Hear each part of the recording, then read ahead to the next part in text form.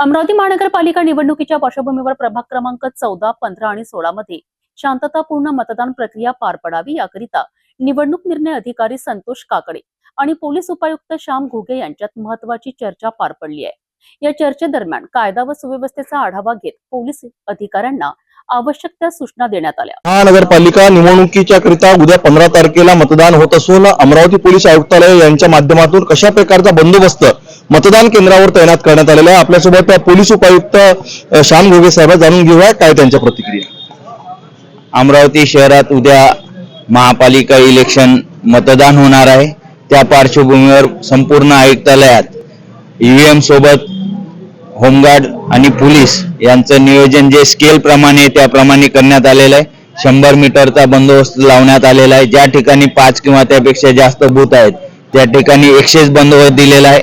तसेच ज्या ठिकाणी बूथ जास्त संख्येने आहेत 5 पेक्षा अशा ठिकाणी वाहतूक पोलिसांचं सुद्धा नियोजन करण्यात आलेलं आहे। बॅरिकेडचं नियोजन करण्यात आलेलं आहे आणि सेक्टर पेट्रोलिंग केलेली ज्याद्वारे अवघ्या 5 ते 7 मिनिटात प्रत्येक बूथला व्हिजिट होईल अशा प्रकारची सेक्टर पेट्रोलिंगचं नियोजन ठेवलेलं आहे आणि संपूर्ण फोर्स वेगवेगळ्या स्ट्रायकिंग मध्ये विभागलेला आहे आणि कुठलेही अनुचित प्रकार घडला तर 2 ते 5 मिनिटात फोर्स पोहोचेल अशा प्रकारचं नियोजन माननीय पोलीस आयुक्त साहेबांनी केलेलं आहे। ज्या प्रकारे आता राजकमल चौकावर नुकतंच नवीन वाहन आलेले आहे ते सुद्धा अत्याधुनिक वाहन शहराच्या सुरक्षेसाठी काय काम करणार? बरोबर आहे, त्यामध्ये सीसीटीव्ही कॅमेरे आहेत आणि त्या वाहनाचा आपण उपयोग ज्या ठिकाणी गर्दी होणारे ठिकाणं बूथ आहेत किंवा ज्या ठिकाणी जास्त एखाद्या शाळेत बूथ आहेत अशा ठिकाणी करून व्हिडिओ रेकॉर्डिंग करून त्याद्वारे सीसीटीव्ही द्वारे सुद्धा सर्व्हेलन्स ठेवला जाणार आहे आणि त्याचा उपयोग आपल्याला लॉ अँड ऑर्डर मेंटेन करणे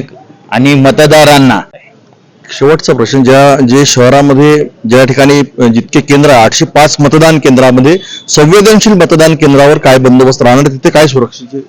संवेदनशील केंद्रावर यापूर्वीच आपण अतिरिक्त बंदोबस्त दिलेला आहे आणि त्या ठिकाणी पेट्रोलिंग सेक्टर लहान करून त्या ठिकाणी 2 मिनिटाच्या आत किंवा 5 मिनिटाच्या आत अधिकारी पोहोचेल असं नियोजन केलेलं आहे। तरी काय आवाहन करणार जनतेला आव्हान आहे की आपण निर्भयपणे पुढे या आणि वोट करावा। आपला वोटचा जो अधिकार आहे तो बजवावा, 100% बजवावा हे आव्हान राहील। 2 वरिष्ठ अधिकाऱ्यांमध्ये अवघ्या 10 मिनिटात झालेल्या या चर्चेत शांतता, सुरक्षितता आणि निर्भय मतदान या मुद्द्यांवर भर देण्यात आलाय।